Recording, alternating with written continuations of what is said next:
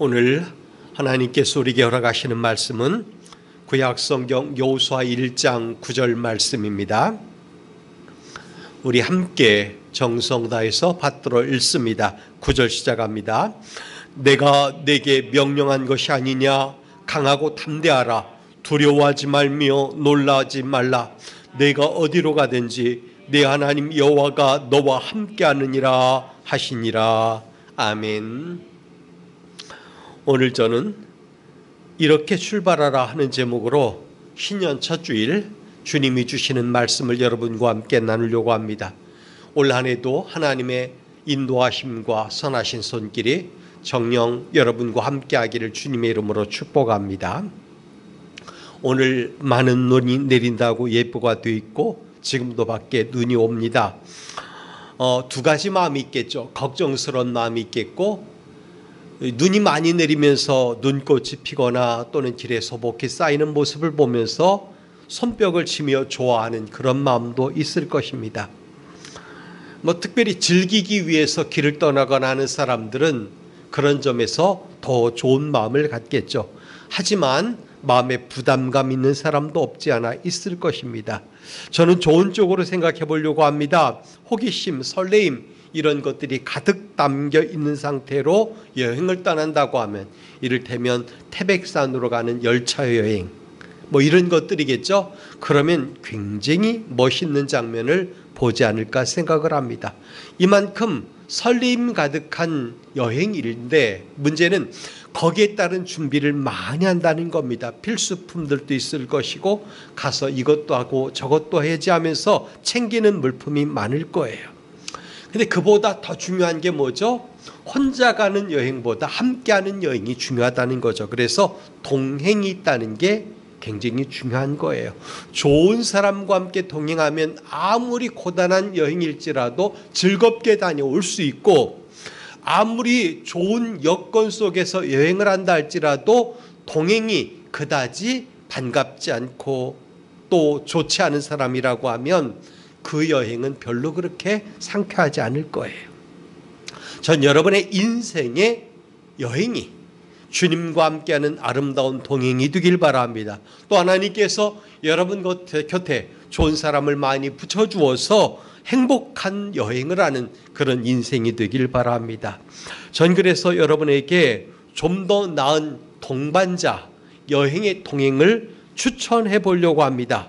물론 그분은 예수 그리스도예요. 그래서 이름은 예수님이고 그는 남자고 그 당시 나이는 대략 한 30살 조금 넘었겠죠. 그리고 지금으로부터 2000년 훨씬 넘은 그 시점. 근데 그의 직업은 그다지 화려한 게 아니죠. 이를테면 목수의 아들이니까 목수로 어려서부터 자랐겠고, 그러나 좀 더 자라서 공생애라고 하는 그 관점에 들어가면 전문 전도인이 되었을 것입니다. 인간관계를 따지면 굉장히 많은 사람들이 그 주변에 모여들었죠. 그 전까지는 유명한 사람이 아니었지만 그 다음서부터는 각광받는 그런 사람이었던 것 분명히 맞아요. 문제는 그 주변에 누가 모여들었는지를 보시죠. 사회적으로 지탄받는 사람들, 이를테면 세리, 창녀라고 하죠. 그리고 또 신분적으로 낮은 사람들, 이런 사람들이 대거 모여들어서 말씀을 들었고 그의 손에서 펼쳐지는 그의 입에서 나오는 말씀과 이적들을 경험하기 시작을 한 것입니다. 그래서 사람들은 즐겁게 그분과 동행하길 원했고 가까이 모여들었던 것입니다. 왜 그랬을까요? 거기 들어가 보면 그분에게는 긍휼의 마음이 있었어요. 남을 불쌍히 여기는 마음이 있었습니다. 이 때문에 연약한 사람들이 모여드는 거예요. 오늘도 우리 마찬가지, 우리 마음속에 긍휼이 많으면 우리 주변에 연약한 사람들이 모여들게 돼 있습니다. 그에게는 따뜻함이 있었습니다. 그래서 그의 손을 잡으려고 다가오는 사람들이 많았던 거예요. 물론 그분에게는 때로 거룩한 분노도 있었습니다. 그래서 그의 주변에는 사회 정의를 외치는 사람들도 모여들었습니다. 그보다 더 중요한 게 있죠. 그분에게는 사랑이 있었습니다. 심지어 그분의 사랑은 세상의 사랑과 교회를 달리합니다. 뭐라고까지 말씀하냐면 자기를 주는 것이 진정한 사랑이다 이렇게 말하면서 심지어 자신을 십자가에 내어 주기까지 하셨습니다. 이 사랑에 감동한 사람들은 그 이후로도 계속 그분과 동행하길 원했던 것입니다. 그분은 사회적인 약자 또는 여러 가지 부족한 사람들이 동행해 주기를 원할 때 한 번도 거절한 적이 없습니다. 하지만 동행을 통해 가는 길을 그분은 즐겁게 생각하셨고 모든 사람을 품고 가길 원하셨습니다. 이게 바로 우리 하나님께서 그분에게 허락하셨던 귀한 마음들이죠. 여러분, 새로운 한 해를 시작하는 첫 주일에 그런 주님이 우리와 동행한다는 사실을 생각하며 그분과 행복한 동행을 꿈꾸며 소망하며 같은 길을 가는 저와 여러분이 되기를 바랍니다. 그 옛날 주님과 동행했던 사람들에게 나눠주셨던 긍휼과 사랑이 오늘 여러분들에게도 적용되길 바랍니다. 그래서 주님의 긍휼과 사랑이 여러분 가운데 베풀어지는 귀한 날이 되었으면 좋겠습니다. 그렇다면 우리는 주님과의 동행에 어떤 자세를 가져야 될까요? 오늘 본문을 보면 이렇게 말합니다. 모세가 이 세상을 떠날 때가 되었습니다. 하나님께서는 모세 사후에 여호수아에게 이스라엘을 이끌라고 명령을 하십니다. 그러면서 여호수아로 하여금 자신감을 가져라 이렇게 말씀하시는 것입니다. 여호수아에게 하나님은 명령하셨습니다. 내가 네게 명한 것이 아니냐 이렇게 말씀합니다. 저는 본문을 통해서 하나님께서 우리에게 일을 맡기실 때 그 일을 수행할 능력도 주시고 뿐만 아니라 여건도 만들어 주신다는 사실을 분명히 믿습니다. 그렇기 때문에 여러분들이 올 한 해 걸어갈 때 하나님께서 네가 2025년도 한 해를 살아라 라고 말씀하셨다면 그 한 해를 살아갈 능력도 주시고 살아갈 때 여러분 주변의 모든 필요한 여건도 만들어 주시리라 믿습니다. 그게 바로 우리 하나님이에요. 마치 이스라엘이 시내 광야에서 장막을 지을 때 또는 성막을 지을 때 여러 사람들이 동원되었는데 그 가운데 부살렐과 오홀리압이 있는데 그들에게 지혜를 주셨다고 그랬어요. 뭐죠? 그냥 평범한 사람이 아니라 그를 지혜롭게 만들어서 그 일을 하겠다는 겁니다. 이런 거죠. 하나님께서 우리에게 가정을 맡기셨다면 가정을 맡아 이끌어갈 능력도 주신다는 거예요. 나라를 맡기셨다면 나라를 이끌어갈 능력도 주신다는 거예요. 교회를 맡기셨다면 교회를 바로 섬겨갈 능력도 주신다는 거죠. 주님은 오늘도 내가 네게 명한 것이 아니냐라고 말씀하십니다. 이게 금년 첫 시간에 여러분 마음속에 새겨지는 말씀이 되길 바랍니다. 내가 네게 명한 것이 아니냐. 2025년도를 살아라 라고 말씀하셨을 때 그 한 해를 내가 네게 맡긴 것이 아니냐 이겁니다. 우리를 보내신 이가 하나님이심을 분명히 하고 있는 겁니다. 그러면서 네 가지 주문을 하시는 거예요. 그 가운데 첫 번째가 뭐냐면 마음을 강하게 하라 그랬어요. 마음을 강하게 하라. 든든히 하다, 수선하다, 꼭 붙들다 이런 뜻인데 저는 개인적으로 수선하다라고 하는 말에 매력을 느껴봅니다. 성도 여러분, 새해를 시작하며 여러분 마음이 수선되기를 원합니다. 혹시 상처가 있거나 또는 잘못된 부분이 있다면 주님의 손이 여러분의 마음을 수선해 주셔서 온전해져서 여러분에게 맡겨주신 모든 일을 할 수 있는 능력이 생겨나길 바랍니다. 두 번째는 담대하라 이렇게 말씀하셨어요. 어려운 일을 당해도 마음을 굳건히 하라 라는 뜻인데 하나님은 우리로 하여금 강하게 해주시겠다고 말씀하셨습니다. 성도 여러분, 하나님께서 강하게 해주셔야 그 모든 일을 감당할 수 있는 겁니다. 하나님의 도심을 입어야만 담대해질 수 있는 거예요. 성도 여러분, 우리 하나님께서 여러분에게 담대하라 말씀하셨습니다. 부족한 많은 우리 인생이지만 담대하라 말씀하셨으니까 하나님께서 여러분에게 용기를 주실 것입니다. 한 해를 살아갈 용기를 분명히 주실 거예요. 세 번째로 두려워하지 말라 말씀하시죠. 공포로 인하여 벌벌 떨지 말라는 겁니다. 하나님의 힘을 의지하는 자들은 오늘도 떨지 않습니다. 성도 여러분, 우리는 여호와의 힘을 의지하는 사람들이에요. 그러므로 떨지 말아야 돼요. 왜냐하면 하나님께서 우리에게 힘을 주실 줄 믿기 때문에 그런 거예요. 그리고 마지막 네 번째로 놀라지 말라라고 말씀하십니다. 놀란다라는 말은 뭐냐면 산산이 부서지다, 깨지다 이런 어근을 갖고 있어요. 그러니까 벽에 또는 어떤 건물이나 또는 어떤 부분에 금이 가는 상태를 말하는 겁니다. 금이 가면서 그게 하나로 생기는 게 아니라 쩍쩍쩍쩍 벌어져 나가는 상태를 말하는 거죠. 근데 하나님께서 그런 크랙이 생기지 않도록 보호해 주신다는 거예요. 그 표현을 본문에서 뭐라고 말씀하십니까? 내가 어디로 가든지 내 하나님 여호와가 함께하느니라 이렇게 말씀하셨어요. 성도 여러분, 이제 우리는 2025년 새해에 주님과 행복한 동행을 꿈꾸며 시작을 했습니다. 오늘 이 행복한 동행을 꿈꾸는 여러분에게 세 가지 제안을 하려고 합니다. 그게 첫 번째가 뭐냐? 주도권을 내어드려야 합니다. 우리 인생의 주도권, 길을 걸어갈 때 주도권, 이런 거죠. 어제 흑백 요리사 잠깐 이제 재방송하는 거 봤는데 거기 보면 팀으로 할 때 팀이 잘 짜여져서 리더의 말을 잘 따라주며 협력하는 그런 그룹이 있는 반면에 산산이 쪼개지듯이 서로 불신하고 자기를 주장하고 믿지 않고 하는 그룹은 자멸하는 걸 우리는 보았습니다. 무슨 문제죠? 주도권이 없어서 그런 거예요. 리더십이라고 하는 거죠. 여러분 살다 보면 원하던 원치 않던 간에 우리는 문제를 만납니다. 힘으로 해결된 문제 같으면 그냥 힘으로 밀고 가면 되는 거예요. 인간관계도 자신을 낮추고 겸손하게 다가가면 어느 정도는 풀립니다. 그것이 원한이든 미움이든 용서하고 용서받지 못할 일이 없는 것입니다. 그러나 아무리 노력해도 풀리지 않는 문제도 있는 거예요. 사방이 막혀 어쩔 줄 모를 때가 있습니다. 이럴 때 우리가 어떻게 해야 될까요? 여러분 힘쓰지 맙시다. 너무 애쓰지 맙시다. 하나님께 주도권을 내어 맡겨드리고 하나님의 이끄심을 따라가는 게 가장 중요한 거예요. 여러분 우리 인생도 2025년 단지 순탄하지만은 않을 겁니다. 이런 막힘 저런 막힘을 경험할 때 어떻게 될까요?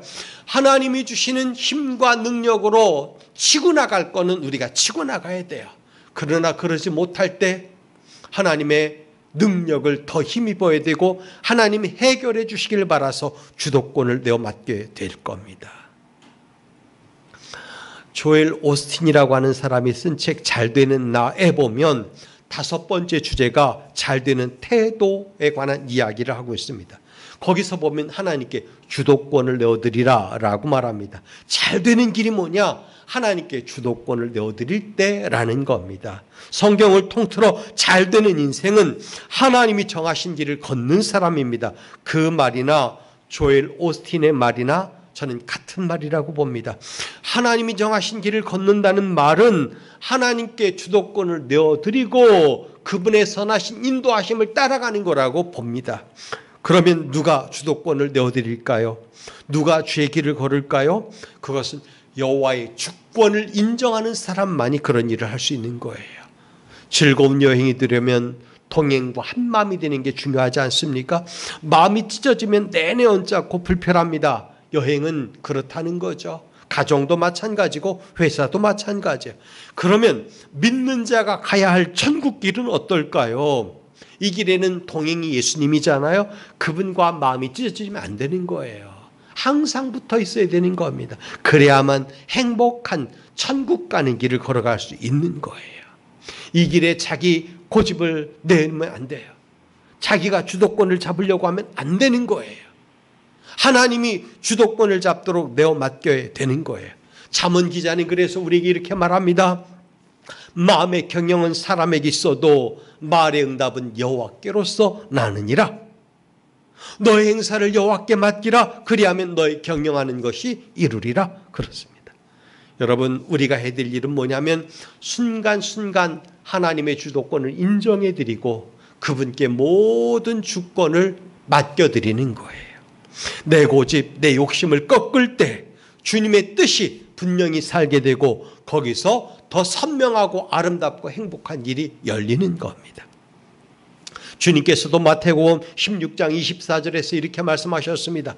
아무든지 나를 따라오려거든 자기를 부인하고 자기 십자가를 지고 나를 좇을 것이니라 라고 말이죠. 자기를 부인하는 삶, 이게 필요한 거예요. 부인이 뭐예요? 나를 내려놓고 주님의 뜻을 온전히 세우는 삶 말하는 거 아니겠어요? 여러분의 인생이, 여러분의 첫 출발이 주님을 온전히 세우는 그런 삶이 되기를 바랍니다. 그래서 주님께 주도권을 내어드린 인생이 되어 하나님의 선하신 인도하심을 받는 귀하고 복된 주의 자녀들이 되기를 바랍니다. 두 번째, 저는 이 말씀 속에서 교연의 말씀을 찾는다면 주님과의 교제에 초점을 맞추라고 말씀을 드리려고 합니다. 성도 여러분, 새해에는 날마다 여러분의 삶에 큰 은혜의 부흥이 있길 바랍니다. 예배마다, 시간마다, 생활하는 모든 순간마다 여러분의 모든 삶이 부흥하는 원년이 되었으면 좋겠습니다. 이를테면 여러분의 경제도 부흥하고 여러분의 믿음도 부흥하고 하나님과의 관계도 부흥하고 세상 사람들과의 관계도 아름답게 부흥하는 그런 해가 되면 얼마나 좋을까 생각을 합니다.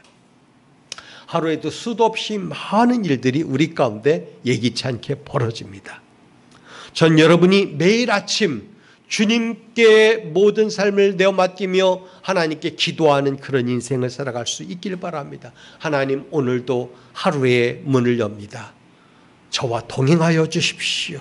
주님의 이름을 부르며 오늘 하루를 살아가기 원합니다. 라고 기도하며 나갈 때 거기서 하나님의 부흥의 역사는 만들어지리라 생각을 합니다. 여러분이 출퇴근하는 길도 여러분이 행복하도록 하나님께서 그 모든 여건을 부흥해 주시길 원하고, 또한 여러분이 손대는 모든 일이 다 부흥하도록 하나님께서 복 내려 주시기 원합니다. 요즘 세태가 어떻죠? 가까이 있는 사람에게조차 속 깊은 대화를 잘 못 나눠요. 왜냐하면 속 깊은 대화를 나눴는데 나중에 가면 그게 오히려 자기를 공격하는 수단이 될 때가 많은 걸 보게 되기 때문에 그래요. 그래서 적정 거리를 뛰려고 그런 삶을 사는 사람들이 굉장히 많아요. 하지만 이 시대에 더 필요한 것은 사실은 관계 개선을 하는 것이고 더 가까이 다가가는 거예요. 우정도 더 가까이 다가갈 때 생기는 것이고 신뢰도 더 가까이 다가갈 때 생기는 거 아니겠습니까? 근데 문제는 아주 아름다운 것인데 다가갈수록 신기한 것은 닮아간다는 거예요. 그래서 부부는 닮아간다 이렇게 말하는 것도 그런 말과 맥을 같이 하는 거죠. 여러분, 주님과 더 가까이 다가가 교제하면 우리는 주님을 닮은 그런 존재가 되는 거예요. 저는 여러분 안에 주님께서 가시길 바랍니다. 그분과 더 달콤한 교제를 나누며 그분을 닮아가는 여러분 삶이 되길 바랍니다. 그러면 여러분의 모든 인생이 주님을 닮은 나라가 될 거예요. 생각도 주님을 닮은 나라, 언어도 주님을 닮은 나라, 손대는 일도 주님을 닮아서 아름답게 만들어지는 그런 것들이 될 거예요. 여러분, 포악한 사람은, 악령에 지배받는 사람들은 손대는 것도 사악해요. 포악해요. 그런 일들을 우리가 최근에도 많이 보지 않습니까? 사자성어에 근묵자흑이라는 말이 있어요. 그 말이 뭐죠? 쉽게 말하면 사람이 무엇에든 가까이 하면 그것에 영향을 받고 그것에 동화된다는 얘기예요. 여러분, 사랑하는 사람들끼리는 얼굴이 서로 닮는다라는 말 하지 않습니까? 그만큼 상대에 대해서 영향을 미치고 영향을 받기 때문에 그런 거예요. 우리가 주님을 가까이 할 때도 이런 현상이 생겨나게 마련입니다. 만일 우리가 주님을 만나 주의 말씀을 듣고 주를 사랑할 때 우리 안에 주님의 나라가 만들어져야 되는데 만들어지지 않는다면 주님께 가까이 하지는 않은 연고예요. 이런 변화가 없다면 우리는 주님과의 관계 설정이 잘못되어 있다는 사실을 기억해야 되는 겁니다. 내 언어 속에 포악한 언어가 나오고 내 생각 속에 사악한 생각이 자리 잡고 내 행동에 포악한 것들이 나온다면 주님을 닮은 나라가 된 게 아니에요. 이건 사탄의 영역에 지배를 받는 거예요. 그런 사람들은 폭력 쓰기를 좋아합니다. 남의 생명을 가볍게 여깁니다. 모멸하고 멸시하고 짓누르려고 하는 거예요. 그런 하나님 나라는 그렇지가 않아요. 행복한 나라예요. 더불어 사는 좋은 나라, 질서가 있는 나라예요. 서로를 존중해 주는 나라죠. 우리는 그런 나라를 만들어 가야 되는 겁니다. 여러분, 주님과의 교제에 초점을 맞추는 사람은 분명히 흔적이 남는데 주님을 닮은 나라가 되어 있다는 겁니다. 그게 언어와 생각, 행위, 모든 영역 속에서 그렇게 만들어지는 겁니다. 궁극적으로 보면 가정도 주님을 닮은 가정, 사업자도 주님을 닮은 사업체, 다른 사람과의 관계도 주님을 닮은 관계, 그게 만들어지는 겁니다. 그런 인생을 살아가는 새해가 되길 바랍니다. 마지막으로 여러분에게 드리고 싶은 말씀은 주님을 위한 삶에 금년은 초점을 맞추자는 겁니다. 로마서 14장 7절 8절 말씀을 보면 바울의 놀라운 신앙 고백 간증이 나옵니다. 우리 중에 누구든지 자기를 위하는 자가 없고 자기를 위하여 죽는 자도 없도다. 우리가 살아도 주를 위하여 살고 죽어도 주를 위하여 죽나니 그러므로 사나 죽으나 우리가 주의 것이로다. 이렇게 말합니다. 여러분, 우리는 주님의 보혈로 새롭게 된 사람, 새 삶을 살아가는 성도들입니다. 심령과 표면에 예수 그리스도의 보혈이 뿌려져 있다는 얘기예요. 더군다나 우리는 피 묻은 주님의 복음으로 옷 입고 사는 사람들 아닙니까? 따라서 이제 우리도 살아도 주를 위하여 살고 죽어도 주를 위하여 죽는 자들이 돼야 하는 것입니다. 무엇을 하든지 다 주님을 위한 삶을 살아야 된다는 겁니다. 이 일이 과연 주님을 위한 일일까? 이 행위가 과연 주님을 위한 행위일까? 이 언어가 과연 주님을 위한 언어일까 생각을 하는데 초점을 맞춰야 되는 거예요. 쉽게 말해서 죽게 하듯 해야 되는 거예요. 그렇지 못하고 가볍게 취급하니까 참 문제가 생기는 거예요. 최근에 계엄이 벌어지고 선관위에 진입했던 사람들에게 명령 전달된 것 가운데 문서를 절단하는 절단기를 구입해서 준비하라고 하는 지시가 내려왔다는 겁니다. 위험용이라고 그러더라고요. 그 말이 뭐예요? 선관위 직원들의 손을 잘라버리겠다는 거 아니겠어요? 이게 얼마나 무식한 거예요. 잘못된 거예요. 그들의 생각 속에 주님을 위한 삶, 죽게 하듯 하는 삶이 있었다면 그런 생각을 할까요? 아니에요. 악령의, 사악한 영의, 어둠의 영의 지배를 받고 있기 때문에 그런 생각을 하는 거예요. 여러분, 우리는 주님을 두려워해야 돼요. 주님께서 그런 사악한 자들을 그냥 두겠습니까? 붙들어서 영원히 꺼지지 않는 불에 던져 넣을 거예요. 그들이 가는 곳은 감옥밖에 없을 거예요. 감옥도 아까울지 몰라요. 그런 생각을 갖는다는 게 얼마나 무서운 일입니까? 여러분, 우리는 다 주님을 위한 삶, 주님이 기뻐하시는 삶에 초점을 맞추고 살아가는 그런 인생이 되어야 되는 거예요. 어느 목사님께서 교회 담임으로 부임을 하시게 되었습니다. 그 교회에서 새로 오시는 목사님을 위하여 환영회를 열었는데 그날 마침 중년 여성도가 목사님에게 다가가더니 이렇게 말을 했답니다. 목사님, 우리 교회는 아이들까지 합치면 700명이나 되는데 그 많은 사람들을 만족시키는 힘든 일을 하실 생각을 어떻게 품으셨어요? 전 잘 이해가 안 돼요. 이렇게 말을 했다는 겁니다. 누구에게 초점을 맞출 거냐? 그들을 어떻게 다 만족시킬 거냐? 이 얘기예요. 여러분, 목사가 사람들에게 만족시켜야 되는 걸까요? 이 사람 눈치 보며 그렇게 설교하고 저 사람 눈치 보며 저렇게 설교하는 그런 존재가 되어야 될까요? 이 젊은 목사님은 주저없이 이렇게 말했답니다. 제가 여기 온 것은 700명을 기쁘게 해주기 위함이 아닙니다. 단 한 분만을 기쁘게 해드리기 위해서 온 것입니다. 난 그분만 기뻐하시면 됩니다. 나머지 모든 것은 그분이 다 풀어주실 것입니다. 라고 했대요. 여러분, 그분이 누굴까요? 예수 그리스도 주님이에요. 여러분, 주님만 기뻐하시면 되는 거예요. 주님이 기뻐하시도록 살면 되는 겁니다. 주님이 기뻐하시는 삶에는 사악함이 없어요. 더러움이 없어요. 편견이 없어요. 남을 짓밟으려고 하는 그런 생각도 없어요.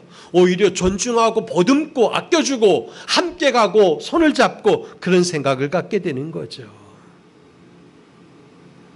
새해에는 우리는 더 멋진 길을 달려가야 합니다. 주님께서 기뻐하시는 길을 달려가야 돼요. 그러려면 주님과 행복한 동행을 해야 되는데, 주님과 행복한 동행을 꿈꾸는 사람들, 출발하는 사람에게 주님이 주시는 메시지, 그게 뭐죠? 우리의 모든 삶의 주도권을 주님께 내어드리라 라는 거였어요. 뿐만 아니라 주님과 나누는 교제에 초점을 맞추고 살자는 거예요. 더 나아가서 주님을 위한 삶이 되도록 여러분 그 삶에 초점을 맞추고 살아가길 바랍니다. 이야기 하나 하고 말씀을 맺겠습니다. 아주 오래된 얘기인데 북서아메리카에 한 인디언 추장이 살고 있었답니다.